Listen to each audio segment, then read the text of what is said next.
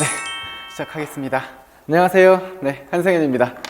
선생님들, 제가 오늘 이 자리를 마련하게 된 계기는요.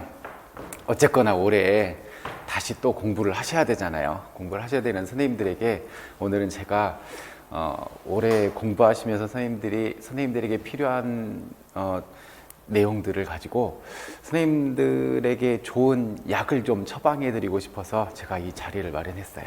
저는 2004년도에 누량진에 올라와서 공부를 시작했고요. 그 해에 1년 공부를 하고 그 해에 시험을 봤어요. 그리고 그 해에 떨어졌어요.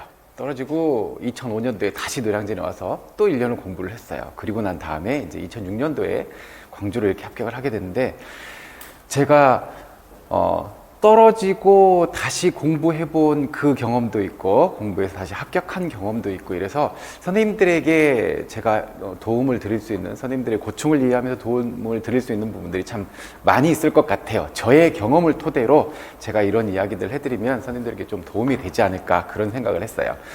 어쩌면 오늘은 지금의 이 시점에서 선생님들의 마음 상태를 제가 감히 헤아려 보기가 좀 조심스러운 게, 저도 너무 힘들었지만 세상 그 누구보다도 선생님들 지금 되게 힘든 시기를 겪고 계실 거예요. 그런데 어쩌면 지금 오늘 제가 드리는 말씀들이 선생님들에게 조금 불편하고 마음이 좀 무거워지고 그러한 이야기가 될 수도 있어요. 하지만 선생님들 지금 마음속에 응어리져 있는 이거를 오늘 하루만 좀 불편해집시다. 불편해지면서 이것을 응어리를 해소하고 결과가 좋게 이어질 수 있는 이런 좋은 기회라고 생각을 하고, 오늘 하루만 좀 불편하도 좀 우리 참아보도록 해요.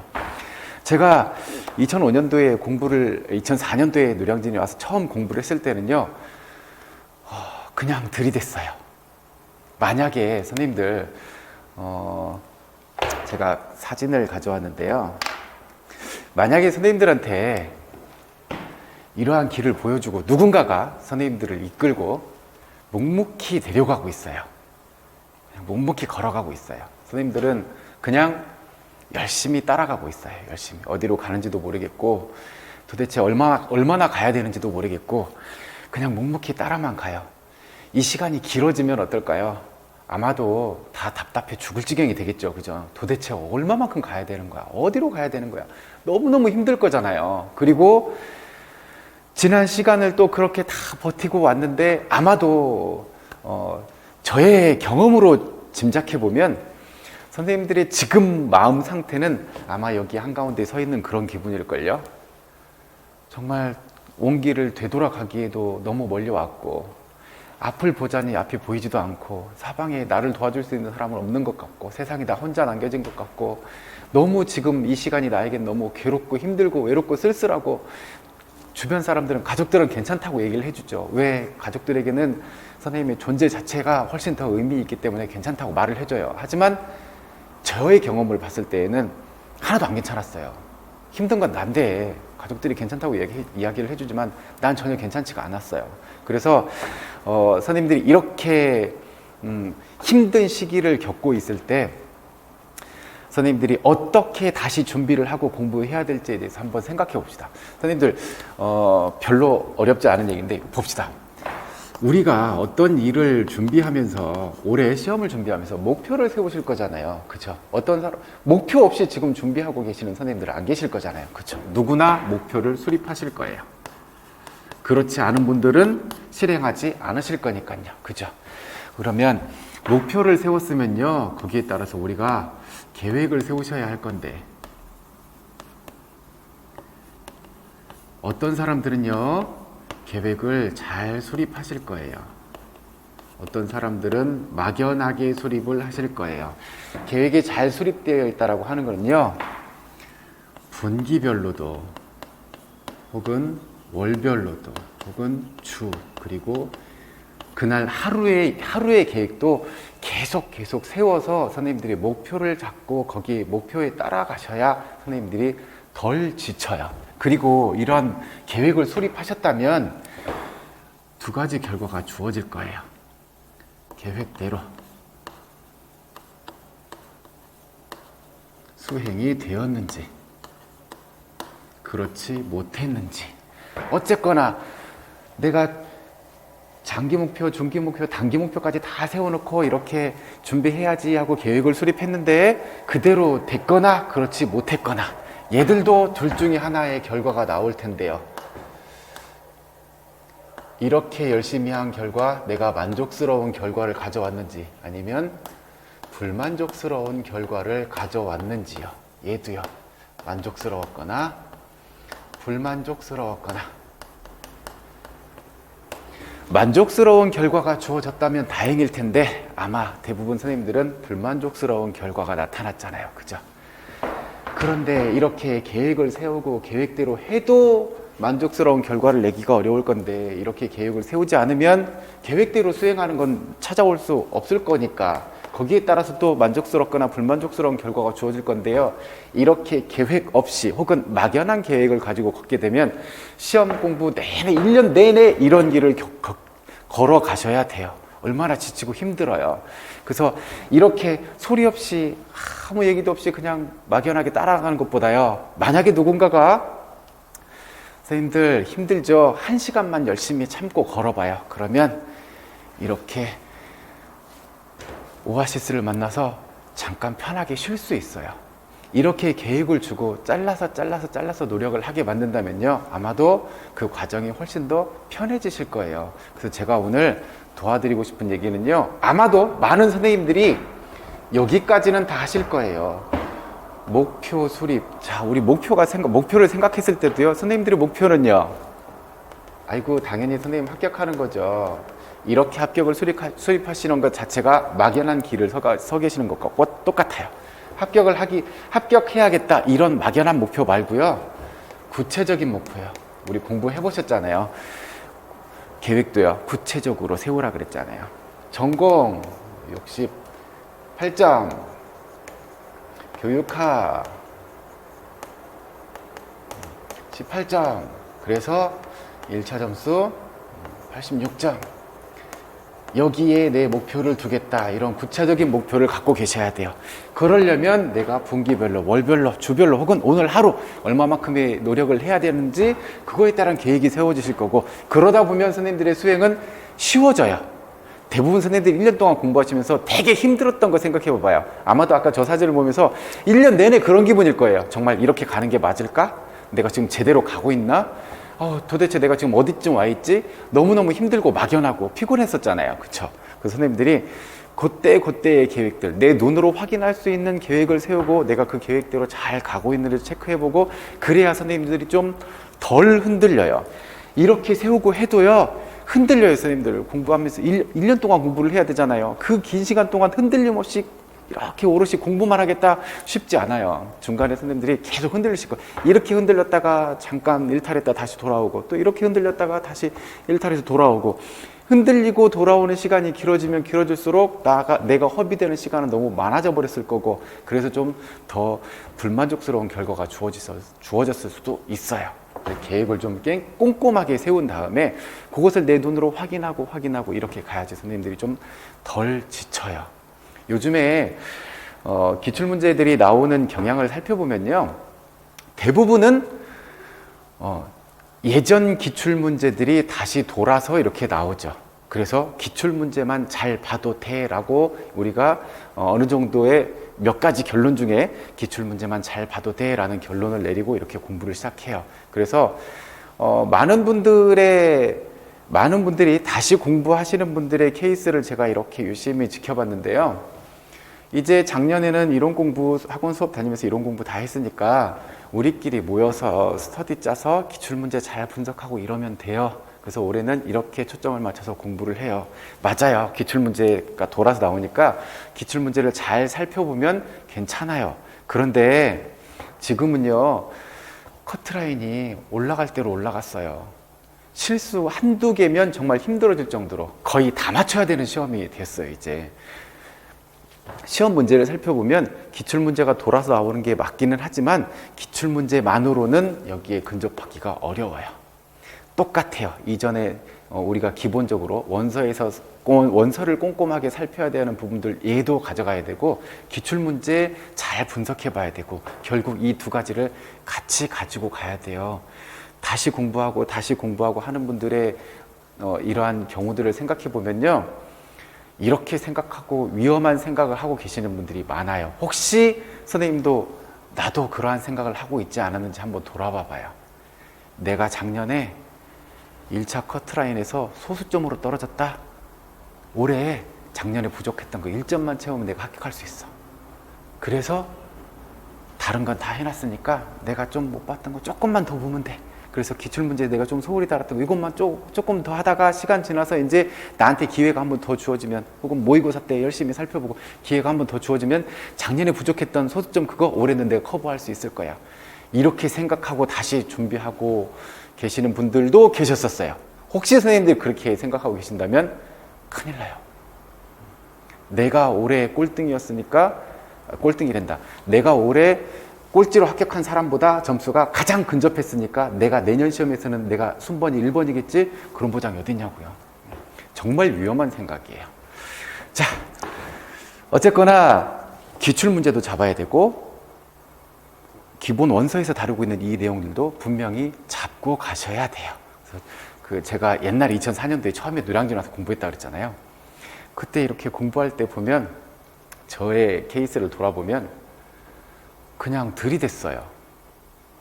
교재에 있는 내용들 있잖아요. 학원 교재에 있는 이 내용들, 원서에 있는 내용들이라고 이렇게 보고 있는데, 이렇게 수업을 듣고 앉아 있어도 집에 가서 이렇게 나 혼자 이렇게 살펴봐도 무슨 말인지 모르겠어요. 근데 외우래. 그래서 그냥 외워요. 냅다 외워요. 그냥 무슨 말인지 이해는 안 돼. 하지만 자꾸 보니까 그냥 단어는 익숙해져 있어. 단어와 문장 여기에 그냥 익숙해져 있는 거예요. 정말 답답했어요. 아까 그 그림 속에서 제가 걷고 있는 것처럼 공부를 했어요. 그래서 그 해에 떨어지고, 그 다음 해에는 제가 원인 분석을 다양하게 원인 분석을 해봤죠. 아, 이런 게 문제였겠구나. 이런 게 문제였구나. 내가 너무 허비하는 시간 이런 것 때문에 많았겠구나. 그런 분석을 하고 이제 제가 철저히 깨달은 게 얘였어요. 아, 그 흔들림이 적으려면 계획을 철저하게 세워야 되는구나. 그래서 시간을 정말 꼼꼼하게 아껴 써야 되는구나 라고 하는 것을 깨달았어요. 선생님들도 1년 동안 공부하면서 정말 힘들겠지만 정말 내가 이 길로 가고 있는 게 맞아 라고 하는 의심이 든다면 선생님들이 이러한 계획을 제대로 수립하고 그거에 따라서 잘 따라가고 있는지를 한번 생각해 봐요. 자, 그러면 제가 오늘 하고 싶은 이야기는요, 이렇게요. 첫 번째, 왜 내가 올해 또 공부를 해야 되는지 원인을 분석해 보고요. 두 번째, 언제 다시 공부를 시작해야 할 것인지. 세 번째, 우리가 시간을 모두에게 똑같이 주어져 있는 11월 27일까지 주어져 있는 이 시간을 어떻게 활용을 해야 될 것인지, 그 다음에 나의 일상생활은 또 어떻게 관리해야 되는지, 이 측면에서 한번 살펴볼게요. 자, 선생님들, 이제 그래요. 좀 불편해지시더라도 나를 한번 돌아보셔야 돼요. 냉정하게요. 왜? 똑같은 실수를 하지 않으시려면 선생님들이 지금 냉정하고 솔직하게 선생님들이 한번 생각을 해보셔야 돼. 자, 작년에 만족스럽지 못한 결과가 나왔잖아요. 왜 그랬는지 한번 냉정하게 생각해 봅시다. 언제 선생님들은 그걸 깨달았나요? 아, 내가 내년에 또 공부를 해야 되겠구나. 이걸 언제 깨달았는지 한번 봐요. 어떤 분들은요, 1차 시험 보기 전부터 벌써 자신감이 없으셨던 분들도 계셨을 거예요. 어떤 분들은 1차 시험 본 다음에 올해 내가 쓴 답은 그닥이다 라고 느끼는 분들이 계셨을 거고, 어떤 분들은요, 그래도 나름의 기대를 하고 열심히 2차 준비하고 있었는데 1차 결과 발표하고 난 다음에 다시 해야 되는구나를 생각하셨던 분들도 계셨을 거고, 어떤 분들은 2차 시험까지 본 다음에 최종에서 그런 생각을 하신 분들도 계셨을 거예요. 자, 이분들은요, 어쨌거나 이분들이 오히려 더 마음이 편할 수도 있어요. 왜냐하면 이분들은요, 아마도 선생님들의 생각이 나는 여기 아니면 여기에서 이렇게 내가 그때 느꼈어 라고 생각하면 바로 선생님들이 느끼셨을 거예요. 무엇을요? 어쨌거나 나의 노력이 좀 부족했구나. 그걸 느끼셨을 거예요. 그러면 내년에는 올해와 달라져야 한다면 무엇이 달라져야 될까? 이런 생각을 이렇게 해보실 거잖아요. 그래서 어쨌거나 내 노력이 부족했다라는 것, 그것을 인정하는 것부터 시작하셔야 돼요. 여기 계시는 분들이 자칫 아까 그 생각을 하실 수도 있어요. 내가 올해 요만큼 모자랐으니까 내년은 요만큼만 채우면 충분해 라고 하는 생각을 하고 계시다면 정말 위험해지실 수 있어요. 어느 경우에 선생님들이 내년에 다시 공부해야 되는구나 라고 하는 것을 느끼셨을지언정 어쨌거나 내 노력이 부족했구나, 내가 뭔가 달라져야 되겠구나 라고 하는 인정이 가장 먼저 출발점에 와 있어야 돼요. 그래야 선생님들이 그 상황을 받아들여줘. 지금 달라질 건 없어요. 지금 이 시점에서 혹은 앞으로 우리가 노력을 해야 하는 시간들에 있어서 달라질 게 없어요. 작년에 0.1점 때문에 떨어진 사람이나 올해 새로 공부를 시작하는 사람이나 뭐가 달라요? 똑같아요. 그래서 지금 어쩌면 지금 이 영상을 보고 계시는 선생님들의 입장에서 보면 올해 새롭게 공부하시는 분들보다는 선생님들이 앞서 있는 건 사실이에요. 그렇죠? 하지만 그건 현재 시점이죠. 시험은요 11월 27일 날 봐야 하고요. 매해 살펴보면 우리가 작년에 내가 공부를 했으니까 아까 그 위험한 생각 있잖아요. 나는 거의 다 있으니까 조금만 더 하면 합격할 수 있어. 이러한 생각을 가지고 있는 사람이 그대로 이루어지려면 초수는 절대 합격이 나오면 안 돼요. 합격자가 나오면 안 되잖아요. 하지만 어때요? 매해 초수에 합격하는 분들이 이렇게 나와요. 재수업 듣는 분들도 초수에 합격하고 가시는 분들이 종종 나와요. 그런 걸 살펴보면요, 우리가 지금 이 시점에서는 분명히 앞서 있을지는 모르겠지만 그때까지 추격의 여지를 주면 안 되잖아요. 선생님들이 지금은 내가 좀 여유 있어, 조금만 더 해야 돼 하는 생각을 하실 때가 아니라 추격의 여지를 주시면 안 돼요. 고삐를 더욱더 단단히 주셔야 돼요. 물론 쉽지 않죠. 힘들죠. 왜? 작년에 너무 힘들게 내가 쏟아부었고 지금 내가 생각했을 때 나는 너무 지쳐 있어 라고 생각을 해요. 그래서 좀 쉬어야 된다라고 나에게 보상을 주고 있죠. 하지만 그게 정말 보상인지는 냉정하게 한 번 더 생각해 보자고요. 그 다음 우리가 한번 선생님들이 또 한번 생각해 봐요. 왜 그랬어요? 첫 번째, 문제가 이상하던가요? 두 번째, 공부하는 시간이 부족했나요? 아니면 세 번째, 문제 풀면서 어떤 실수가 나타났나요? 여기에 귀인을 하시는 거면 안 돼요. 슬퍼져요. 문제가 이상했어요. 우리가 지금 그걸 탓할 수 있는 시기는 아니에요. 실제로 그랬다고 하더라도 우리가 지금 할 수 있는 일은 아무것도 없어요. 여기에 귀인하는 건 어떤 경우에도 별로 옳지 않아요. 여기에 귀인을 하고 싶으시면요, 합격하고 나중에 높은 자리에 올라가서 선생님들이 어떤 정책을 결정할 수 있는 결정권자가 되었을 때 그때 생각하세요. 지금은 우리가 손댈 수 있는 부분이 아니잖아요. 공부하는 시간이 부족해서요? 아니요, 저는 공부하는 시간 부족하지 않았어요 라고 자신 있게 얘기할 수 있는 선생님이 계신지 한번 볼까요? 선생님을 지난 1년간 공부를 하시는 동안 선생님이 허투루 쓴 시간이 없던가요? 오롯이 내가 잠자고 밥 먹고 뭐 어디를 이동하고 이런 시간 이외에는 모두 공부에 하얗게 불태웠다고 얘기할 정도로 다 썼나요? 아니요, 분명히 선생님들이 내가 이렇게 그때 좀 더 열심히 했더라면, 이렇게 허비되는 시간이 없었더라면, 이런 시간들이 분명히 떠오르실 거예요. 그러면 선생님들은 벌써 원인 분석을 하신 거잖아. 이래서 내가 시간이 좀 부족했구나. 그러면 내년에는 달라져야지. 나의 행동, 나의 노력이 하나도 달라지지 않는데 나는 내년에 올해와 다른 결과가 나타날 거야. 이거는 내가 노력도 하지 않고 어떻게 달라지기를 바라는 건 그거는 욕심이잖아요. 내가 다른 결과를 원하면 내가 작년과는 다른 노력을 해야죠. 그죠? 그래요. 말은 쉽다니까요. 근데 과정이 어렵다고요. 그대로 수행하는 게 정말 어려워져요. 세 번째, 실수 때문에요? 네, 많은 분들이 실수 때문에 그래요. 실수 하나 때문에, 1점짜리 한 문제 때문에 소수점으로 떨어지는 사람이 전국 각 시도의 1차에서 소수점으로 떨어지는 사람이 수십 명씩 나와요. 그 하나 때문에요. 왜냐하면 커트라인이 이제는 올라갈 대로 올라가 있어요. 그래서 누가 실수를 덜 하느냐, 실수를 안 하는 자 쪽에 초점이 갖춰져 있어요. 그러니까 선생님들이 나는 이만큼 했으니까 요것만, 기출문제만 보고 가면 돼, 이렇게 초점을 갖고 계시면 큰일 난다고요. 전공원서, 기출문제 같이 갖고 가셔야 돼요. 그래서 지금은 남들이 모르는 어떤 것들을 나 혼자 알고 있어서 합격할 수 있다라고 하는 건 이미 지나갔어요. 이건 옛날 문제예요. 지금은 정말 맞춰야 되는 부분들은 다 맞추고 남들이 실수하는 부분까지도 내가 커버할 수 있어야 돼요. 공백 메꾸는 방향으로 이제는 바뀌어져야 돼요. 그래서 전 영역에 고르게 아주 기초적인 개념이 될 수도 있고 헷갈리게 물어볼 수 있는 이런 부분들의 선생님들이 실수가 나와서는 안 돼요. 그 실수를 줄이는 방법은요, 선생님들이 투입하는 시간의 양이 많아야 돼요. 선생님들이 공부하셨으니까 뉴웰의 파워 법칙이 있었어요. 수행은요, 얘와 얘는 상수니까 관계없고 얘요. 얘가 뭐였어요? 노력하는 시간의 투입이었어요. 내가 노력하는 시간의 투입의 양이 많아야 수행이 좋아진다고요. 선생님들이 작년에 몇 점 점수로 떨어지셨든 어떤 결과를 보였든 선생님들이 공부하는 시간을 많이 가져가는 사람이 분명히 유리한 위치에 있는 건 사실이에요. 그러니까 내가 어떻게 시간을 채워야 될지 이런 부분에 대한 계획을 상세하게 좀 생각해 보셔야 돼요. 그 다음 두 번째 봐요. 이제 다시 해야지라고 선생님들이 목표를 세웠어요. 이런 막연한 목표 말고요, 이렇게 구체적인 목표를 세우셨어. 그래서 이제 새롭게 시작해야지.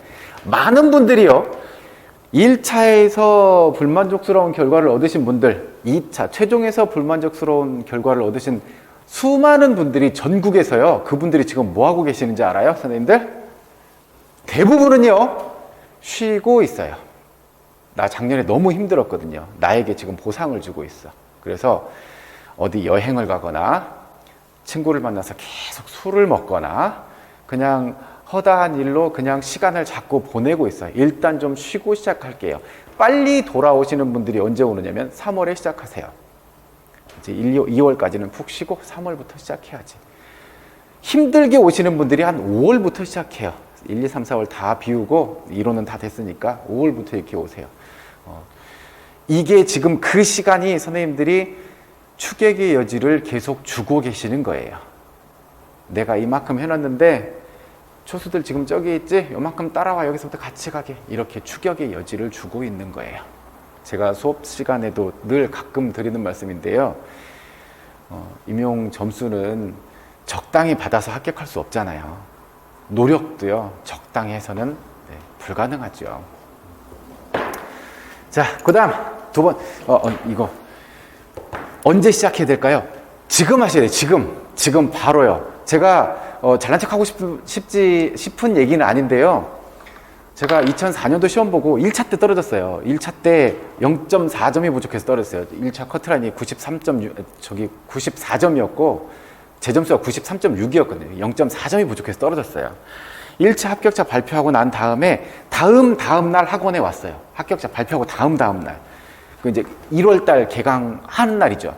와서 선생님한테 가서 인사를 했어요. 그때 이제 새로 공부하시고 계시는 분들이 이렇게 같이 계시는데 가서 인사를 했어요. 인사를 했더니 반갑게 인사를 하고 고개를 딱 들어보더니 선생님 작년에 공부했잖아 이러시더라고요. 그래서 네. 그래서 이렇게 그런데 결과가 이러시길래 네, 떨어졌어요. 그랬더니 너무 이제 이렇게 미안해하는 표정 있잖아요. 그래서 제가 환하게 웃으면서 그랬어요. 아니, 안 그러셔도 된다고.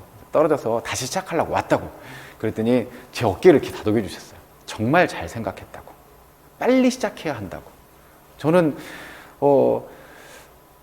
되게 힘들게 공부했거든요. 이 힘들다는 게 뭐냐면 저 경제적으로 너무 어려웠어요. 공부할 때. 우리가 선생님들도 마찬가지일 거예요. 수험생이 정말, 저는 공부하면서 그런 생각을 했거든요. 이 사회에서 정말 가장 낮은 자리에 있는 사람인 것 같아, 수험생이. 왜냐하면 선생님들은 지금 공부만 하고 계시는 거잖아요. 그렇죠? 저도 그랬었고, 저도 2년간 노량에서 공부만 하고 있었고, 우리는 누가 도움을 주지 않으면요, 밥도 먹을 수가 없어요. 휴대폰 요금을 어떻게 낼 수가 있으며, 밥을 어떻게 먹고, 책을 어떻게 구입하고, 학원 수강료를 어떻게 내가면서 공부를 하냐고요. 우리 스스로 할 수 있는 일이 아무것도 없는 거예요. 그래서 전 너무너무 힘들었었거든요. 그래서 이 힘든 시기를 벗어나고 싶으면요, 선생님들이 좀 독해지셔야 돼요. 지금 힘들게 생활하는 이 시간이 내 삶의 일부가 되면 안 돼요. 빨리 떨어치고 가셔야 돼. 이 시간을 빨리 때려치고 가셔야지. 가서 정말 선생님 인생을 사셔야지. 수험생의 시간이 길어지는 건 선생님들의 한 페이지가 별로 되지 못하는 것 같아요. 그 2년은 내가 합격하기 위해서 투자했던 좋은 시간이야 라고 하는 기억만 남아있을 뿐이지, 그때 뭐가 즐겁고 뭐가 행복했고 도대체 무슨 낙으로 살았고 그런 게 어디 있어요. 그냥 힘든 시간만 나한테 계속 누적되어 있었던 거지. 그래서 선생님들이 다른 거에 신경을 쓰고 다른 거를 찾으려고 수험 생활, 그리고 수험 생활과 동시에 내가 어떤 일들, 다른 일들 이렇게 찾으려고 하면 힘들어져요. 자칫 길어져 버릴 수도 있어요. 바로 시작하세요. 해야 될 게 뭐 있다고요? 선생님들이 하셔야 될 게 뭐 있어요? 이미 정했잖아요. 내가 해야 할 일도 정했고 올해 다시 해야 돼 라고 하는 목표도 정했고 어떻게 해야 되는지도 알겠어. 작년에 해봐서 막연하지도 않아요 이제는. 그랬으면 빨리 시작하셔야죠. 두 번째, 선생님 아까부터 내내 하던 얘기인데요. 선생님 제로 베이스로 출발하셔야 돼요. 지금 내가 이만큼 앞서 있으니까 난 좀만 더 하면 합격해. 그러니까 나는 좀 여유로워. 이렇게 생각하면 정말 큰일 나요. 만약에 선생님들이 난 좀 여유로워, 난 좀 시간이 많은데 이렇게 느끼잖아요. 그건요, 선생님 지금 아무것도 안 하고 놀고 있다는 것을 나 스스로에게 그냥 합리화하고 있는 거예요. 여유롭다니요, 시간이 많다니요, 그렇게 점수가 남아요? 그렇지 않아요. 큰일 나요. 선생님들이 그래 어쨌거나 내가 노력이 부족했으니까 요만큼이 됐든 부족했으니까 내가 떨어졌어, 인정. 대신 여기서 내년부터는 정말 실수가 나오지 않게끔 제로 베이스에 깔고 하나씩 실력을 쌓아가 볼게. 밑바닥부터 하나씩 차근차근. 이러다 보면요, 선생님들이 분명히 발견하게 돼요. 무엇을 발견하게 되냐면, 아, 내가 다 안다고 생각했는데 내가 모르는 부분이 정말 많구나. 이건 선생님들이 처음부터 차근차근 하나씩 시작해봐야 느껴져요. 안 하면 못 느껴요. 선생님들이 자꾸 내가 이 부분이 좀 부족했는데 이 부분이 부족했는데 그걸 확인을 해보시려면 선생님들이 해야 돼. 그래야 성장이 된다고요. 내 실력이 올라가. 이런 분들도 계실 거예요. 합격선 근처에서 늘 고만고만한 점수로 늘 부족해서 안 돼. 정말 요만큼만 하면 합격할 것 같은데 요만큼이 부족해서 늘 안 돼. 또 안 됐어. 요만큼 돼 또 안 돼. 목표를 거기다 세우고 계셔서 그래요. 커트라인에 여기다가 점수를 세우고 계셨어. 점수를 여기다 잡으세요. 여기다. 그러면 쉽게 가요. 내가 그만큼씩 부족했던 선생님들은 한번 냉정하게 돌아볼래요? 혹시 이렇게 시작했는지, 아니면 난 이미 이만큼 와 있으니까 좀만 더 하면 돼 라는 생각으로 공부를 하셨는지요. 선생님들이 인정하고 이렇게 밟아갈 때 선생님들이 실력이 쌓아지는 거고, 실력을 탄탄하게 쌓아 놓으면 실수기 한두 개 해도요 이렇게 올라가요. 충분해져요. 작년에 올해 부산에서 합격한 선생님인데요, 지난번 시험에서 떨어지고 나서 이분이 지역 고민을 되게 많이 했어요. 두 개를 놓고, 고향은 부산이고 본인이 가고 싶은 데는 울산이고, 두 개를 어디를 원했을까 되게 고민을 많이 했어요. 고민을 하다가 부산을 썼어. 그래도 고향이 낫지 이래서. 그래서 부산과 울산의 커트라인을 비교해 봤더니 자기 점수가 자기도 되게 잘 봤다고 생각했어요. 그래서 아 되겠지 했는데 이분이 소수점으로 떨어졌어요. 소수점으로 떨어지고 나서 그 울산 커트라인, 부산 커트라인 이거를 동시에 보면서 저에게 보여주더라고요. 그러면서 이분이 울산으로 지원했으면요 합격하셨어요. 1차를. 어쨌거나 최종은 이제 그 다음 이야기고 1차는 합격할 수 있었어요. 그랬으면 제가 그걸 보고 저는 당장 무슨 생각을 했냐면, 아 울산을 선택했으면 어땠을까 라고 생각을 했어요. 그래서 이분도 후회를 하고 있겠지라고 하지만 제가 울산으로 보지 그랬어요 이런 얘기를 할 수는 없잖아요. 그래서 이렇게 어떡하냐고 이렇게 얘기를 했더니 이분이 뭐라고 저에게 답을 보내오셨냐면요, 정말 저 잊을 수가 없어요. 뭐라고 답을 보내셨냐면, 저는 정말 열심히 한다고 했는데 와 잘하는 사람 진짜 많네요. 내가 왜 울산을 안 썼지? 이거를 후회하지 않더라고요. 어쨌거나 내 선택이니까 그렇고, 시험 봤는데 내가 정말 열심히 해서 나도 잘 봤다고 생각했는데 내가 요만큼이 부족해서 떨어졌잖아요. 그리고 이분이 와 나도 잘한다고 잘 봤다고 생각했는데 잘하는 사람 정말 많네요. 내년에는 정말 그냥 대충 하면 안 되겠네요. 그걸 느꼈대요. 인정하고 가는 게 첫 번째라고요. 그러니까 선생님들이 올해 공부하실 때 위험한 판단이 그거예요. 난 요만큼만 더 하면 돼 이러면 안 된다고요. 그 다음에요, 선생님이 공부하시면서요 자만하지 마세요. 자만하는 분들의 많은 케이스가 뭐를 하고 다니냐면, 초수생들 있죠. 처음 공부하시는 분들. 이제 뭐 이런 분들을 상대로 스터디를 모아서 그들에게 가서 어떤 수업을 막 하려고 해. 그런 케이스들이 예전부터 내내 많았어요. 그래서 초수들이 겪는 스터디에 대한 고민이 뭔지 알아요? 난 열심히 이렇게 지금 내가 오늘 주어진 분량 겨우겨우 소화해가지고 갔는데, 거기에 뭐 삼수 사수한 사람이 갑자기 이런저런 얘기를 하고 나는 모르겠는데 막 이런 얘기를 펼쳐놓더래요. 그래서 자기는 겁이 덜컥 났대요. 난 지금 이것도 소화하기 바쁜데 세상에 저 사람들은 저렇게까지 다 줄줄이 외우고 있어. 나 어떡하지? 어떻게 시험 보지? 그래서 이걸 몇 번 나가면서 스트레스가 본인이 너무 받는다고 얘기를 하더라고요. 그래서 제가 그랬어요. 그런 스트레스 받는 자리면 가지 말라고. 왜 굳이 거기를 가서 스트레스를 받느냐고. 결국 시험은요, 마지막 순간에 가서 똑같이 경쟁을 해보셔야 돼. 그래서 내가 누군가를 가르쳐야지. 이런 좋은 얘기 있잖아요.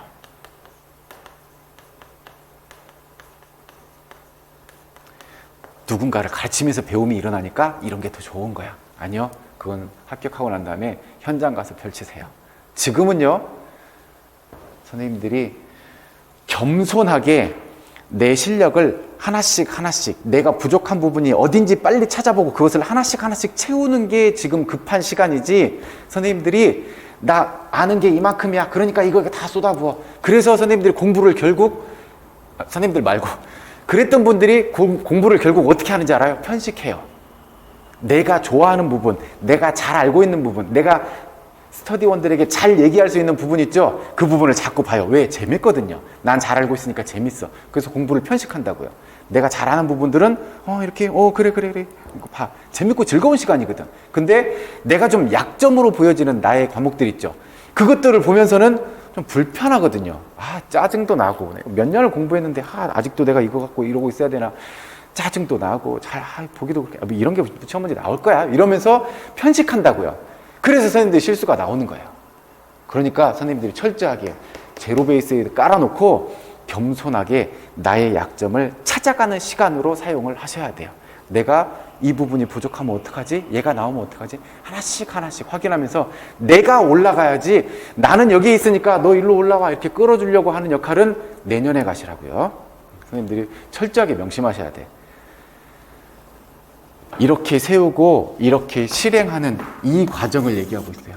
이 과정에서 선생님들이 그러한 마인드로 이렇게 시간을 허비해버리면 안 돼. 그 시간이 선생님들한테 도움이 되는 시간이 아니잖아요. 그쵸? 나 알고 있는 거 이렇게 얘기해 주는 게 무슨 도움이 돼요? 지금 시험 공부하는데 뭐가 도움이 돼? 이미 알고 있는 걸 얘기한다고 해서 더 많이 알아지고 얘기 안 하면 까먹고 그런 개념이 아니잖아요. 그러니까 내가 부족한 부분을 찾는데 여기에 좀 주안점을 두세요. 그 다음 세 번째, 아까도 말씀드렸듯이 11월 27일까지는요 작년 공부하셨던 선생님이나 올해 처음 공부했던 이분들이나 똑같아요. 주어진 시간은 지금 똑같이 주어져 있어요. 그래서 시간을 누가 얼마만큼 잘 활용해서 쓰느냐가 나중에 정말 결과가 달라지게 나오는 중요한 요소가 될 수도 있어요. 단순히 시간이 많이 주어졌으니까 점수가 높아. 그래서 먼저 합격해. 그러면 초수생 합격하면 안 되잖아요. 하지만 그들은 그들 나름대로의 어떤 철저한 전략들이 있을 거고, 이 수행하는 과정에서의 어떤 나름의 방법들이 있었을 거예요.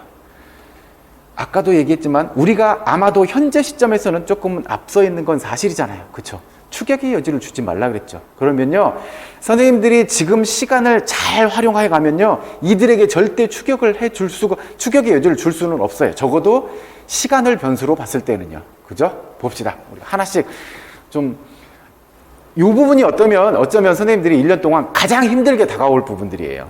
우리가 계획을 이렇게 세우고 이렇게 하면 된다라고 하는 건 너무 잘 알고 있어. 굳이 뭐 이런 걸 우리가 지금 공부를 처음 하는 것도 아닌데 이런 얘기를 하고 있어? 너무 잘 알고 있는데, 하지만 실행은 어때요? 실행은 또 다른 얘기가 돼버려요. 왜? 자꾸만 게을러지고 생각이 딴 데로 가고 시간을 자꾸 허비하고, 이런 습관들이 내가 달라지지 않으면 결과도 안 달라진다고요. 선생님들이 그런 노력들을 좀 신경을 쓰셔야 돼. 내가 작년까지는 이랬어. 하지만 올해는 아니야. 그래야 결과가 달라질 수 있어요. 이렇게 선생님들이 철저하게 좀 보고 가자고요. 봅시다. 자기 자신하고 타협하지 마요. 아까 말씀드렸죠.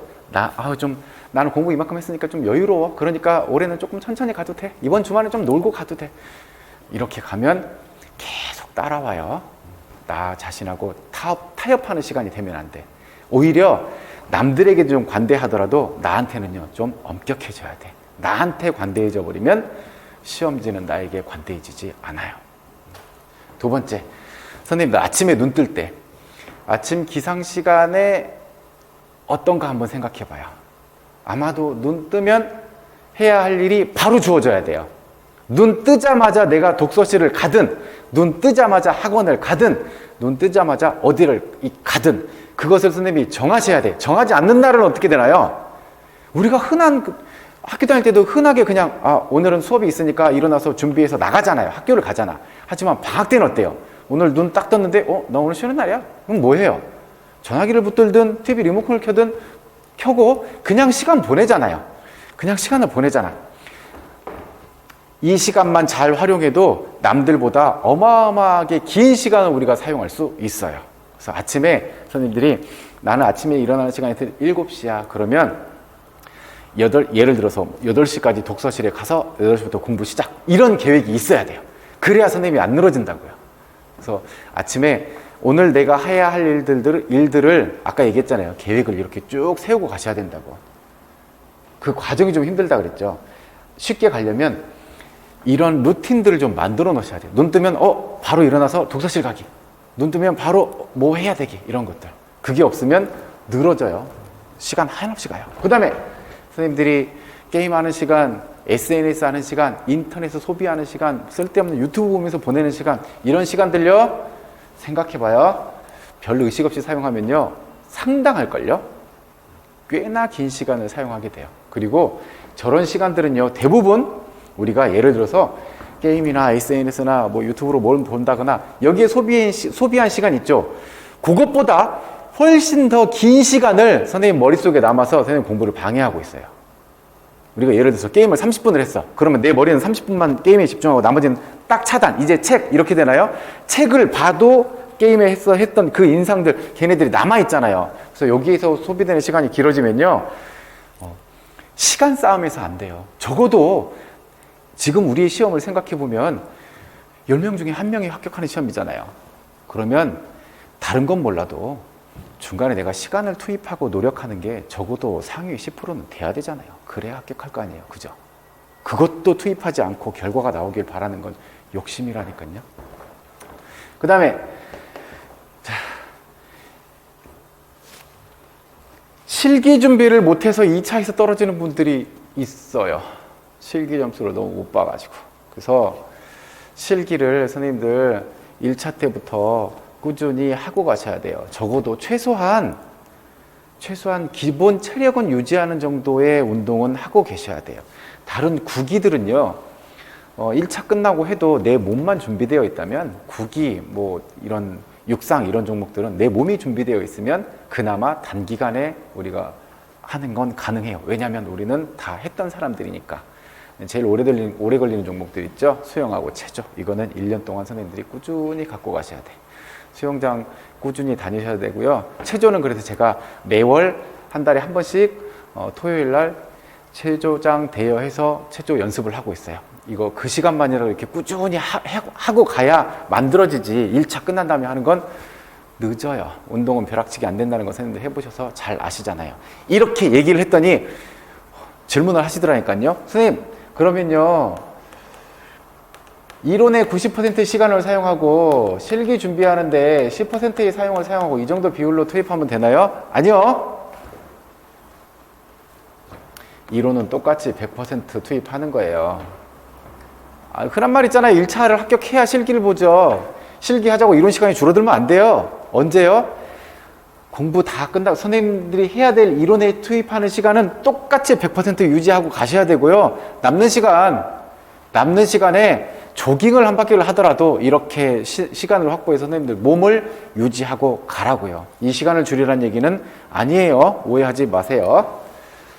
아까 말씀드렸어요. 선생님들한테 주어진 시간이 많다라고 느끼면요, 나 좀 여유로워 이렇게 느끼고 있다는 건 지금 선생님들이 게으르다는 거예요. 여유로운 게 아니에요. 게을러진 거예요. 그 다음 이제 일상생활 관리. 선생님들이 공부하시면서 감정 다스리기라고 제가 말씀드리고 있잖아요. 뭐냐면 선생님들이 공부를 하시면서 마음이 어지러워지면 공부를 할 수가 없어요. 불편한 마음 상태에서는 그 무엇도 할 수 없어요. 제가 봤을 때 마음이 불편할 때 할 수 있는 건 한 가지 있더라고요. 운동이요. 마음이 불편할 때 운동을 하고 나면 마음이 착 정화되죠. 이런 건 느낄 수 있어요. 그런데 마음이 너무 불편하고 이런 상태인데 차분히 앉아서 책을 보고 공부를 하겠다? 안 돼요. 정신이 그쪽에 팔려있기 때문에 안 돼요. 그래서 선생님들이 일상생활을요, 일상에서 선생님들이 일어나는 일들을 대부분의 여기 때문에 많이 힘들어 하잖아요. 대인관계 때문에요. 사람으로부터 받는 스트레스 때문에 선생님들이 많이 힘들어지잖아요. 감정기복도 커지고 이러잖아요. 그래서 선생님들이 대인관계도 잘 유지하고 계셔야 선생님들 공부에 한 측면에서 공부에 도움을 주는 방법이 돼요. 가족들과의 문제인지 혹은 애인과의 문제인지 친구들과의 문제인지 다른 지인들 사이에서의 문제인지 어떤 형태가 됐든 사람이 주는 스트레스가 가장 심하다 그러잖아요. 그렇죠? 가족들이야 선생님들에게 스트레스 주는 요인은 아닐 거고 친구들도 대부분은 지지해주는 그런 분들이 되실 거고 아닌 분들 때문에 싸우는 경우도 있더라고요. 자, 이분들이 그러든 좀 전에 친구분들이 그러든 이럴 건데 선생님들이 올해 큰 계획을 세우고 지금 엄청난 일을 하고 계시는 거잖아요. 올해 1년 농사를 잘 지으면요 선생님 남은 30년을 편하게 가서 선생님이 원하시는 일을 하면서 사실 거예요. 이렇게 큰 일을 준비하는 사람이 오늘 이 사람과의 말다툼 하나, 이 사람과의 사소한 다툼 때문에 생겨난 감정 문제 이런 거에 허비하면서 내가 감정을 다스리지 못해서 마음이 어지러워서 오늘 책을 못 보고 승질나서 책을 집어 던지고 덮고 이거 갖고 통화하고 이러고 있으면요 결국 그 손해는 선생님한테 고스란히 돌아와요. 선생님들한테 일어나는 모든 대인관계에서 일어나는 일, 일상생활에서 일어나는 이런 일들을 선생님들이 너그럽게 받아들여야지. 그래 그럴 수 있지. 나 올해 내가 큰일 해야 되는 사람인데 이까짓 거에 나 흔들리지 않아. 이런 거 신경 쓰지 않아. 이렇게 그러한 사소한 이런 방해에 내가 막 요동쳐버리면요 나와 경쟁하는 사람이 얼마나 쾌재를 부르고 있겠어요. 저 사람은 지금 차분하게 공부하고 있는데 그의 경쟁자인 내가 지금 막 날뛰어서 이러고 있으면요 얼마나 좋아하겠냐고요. 결국에는요 인원수 적은 데 가면요 교실에 몇 명인데 그 중에 1명 떨어져, 그 중에 2명 떨어져. 이러한 경쟁이 주어질 수 있어요. 얼마나 살 떨리는 시험인데요. 그래서 대충 가면 안 된다니까요. 일상생활에서도 일어나는 모든 일들을 선생님들이 큰 마음을 갖고 됐어. 그 정도는 그래 너그럽게. 혹여라도 선생님들에게 어떤 스트레스가 주어지거나 이런 불합리한 일들이 일어난다고 하더라도 그 위신상에 큰 문제가 일어나는 일이 아니라면 내가 이렇게 올해 합격하려고 나에게 이렇게 시련들이 자꾸 찾아오나 보다. 괜찮아. 그것도 괜찮아. 다 긍정적으로 해석하고 다 이기적으로 받아들이고 받아들임을 이기적으로 하라는 얘기예요. 그래서 내가 올해 합격하려고 내가 힘들어지나 보다. 이렇게 생각하고 선생님들이 마음이 좀 차분히 가라앉아야 돼. 그리고 이런 사람들로부터 선생님들이 스트레스를 덜 받으려면요 좀 차단하는 게 좋아요. 쓸데없는 이런 만남이면 좀 차단하는 게 훨씬 편안해져. 혼자 공부하는 게 여러 과 어울려 있다가 와서 앉아 있는 것보다 쭉 혼자서 공부하는 게 훨씬 편하잖아요. 공부도 분명히 관성이 생겨요. 때 공부하던 날 다음 날 또 하려고 그러면 쉬운데 월요일 날 힘들어지는 건 그렇잖아요. 쉬다가 하려고 하니까 힘들어지잖아요. 여튼 큰 틀에서 제가 드리고 싶은 얘기는 선생님들이 작년과 다른 결과를 원한다면 작년과 다른 노력을 투입하셔야 돼요. 우리가 냉정하게 돌아보고 무엇이 원인이었는지 냉정하게 돌아본 다음에 정말 냉철하게 판단하고 독하게 마음먹고 추진하셔야 돼요. 그렇지 않으면 자칫 길어진 싸움이 되어버릴 수도 있어요. 우리가 선생님들이 그러한 결과를 받아들이신 다음에 올해 또 공부를 해야 되는구나 이러한 결과를 받아들이신 다음에 아마 제가 그랬던 것처럼 많은 선생님들이 그러셨을 거예요. 마치 죄 지은 것 같은 내가 또 공부를 올해 또 1년 공부를 해야 되는 것이 마치 내가 죄를 짓는 것 같은, 내가 죄인이 된 것 같은 그런 감정에 사로잡히실 수도 있어요. 저는 그랬어요. 정말 1년 동안 가족들의 모든 지원을 받으면서 공부를 했는데 떨어지고 나니까 너무 죄송스럽더라고요. 창피함도 있고요, 죄송스러움도 있고, 그냥 나 자신에 대한 자책감도 너무 많고 그랬어요. 근데 스님들, 우리가 다시 공부를 하는 건 죄를 짓는 게 아니에요. 미래를 위해서 나의 시간을 투자하는 것이지 죄를 짓는 게 아니에요. 주변인들에게, 가족들에게 정말 죄송스럽지만 나중에 합격하고 난 다음에 다 보상해드릴게, 다 갚아드릴게, 올해 한 해만 저 믿고 좀 지원을 해주시면 제가 힘내서 정말 열심히 좋은 결과 만들어낼 수 있도록 정말 잘 해볼 수 있어요 라고 그런 주변에 지지를 한번 얻어봐요. 그리고 나면 선생님들의 태도도 좀 달라질 거예요. 왜? 이렇게 얘기를 해놨기 때문에 선생님들의 노력이 분명히 달라지는 부분도 있을 거예요. 너무 기운 처져 있지 마요. 어깨에 처져 있지 말고 선생님들이 생각하고 있는 그 부분, 조금만 더 하면 합격할 수 있어, 이것을 자만심으로 해석하지 마시고요.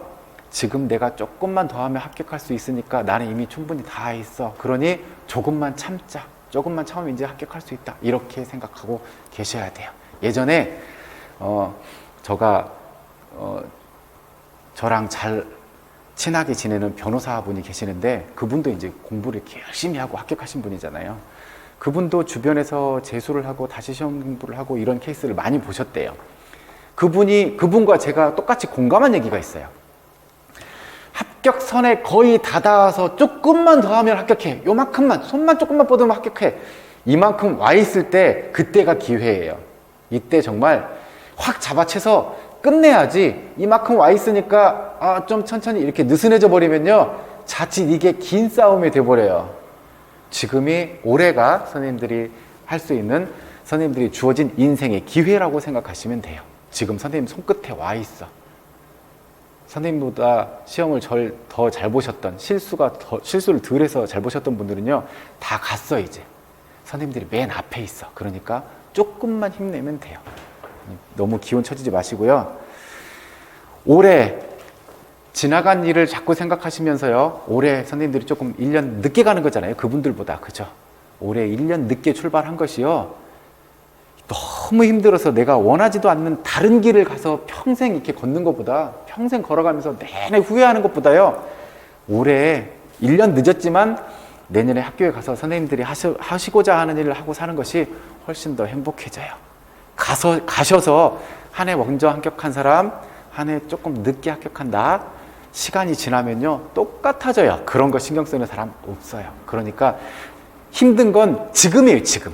지금 선생님이 힘들어, 정말 힘들고 못 견디고 그럴 거잖아요. 그런 마음이 찾아들잖아. 그거를 빨리 차고 나가셔야 돼. 여기에 묶여 있지 말고요. 선생님들이 이제 제 경험에 비춰 이렇게 몇 가지 경우를 말씀드렸는데, 아마 어려우실 거예요. 선생님들이 오래 공부하시기가 되게 어려우실 거예요. 경제적인 어려움도 있을 거고요.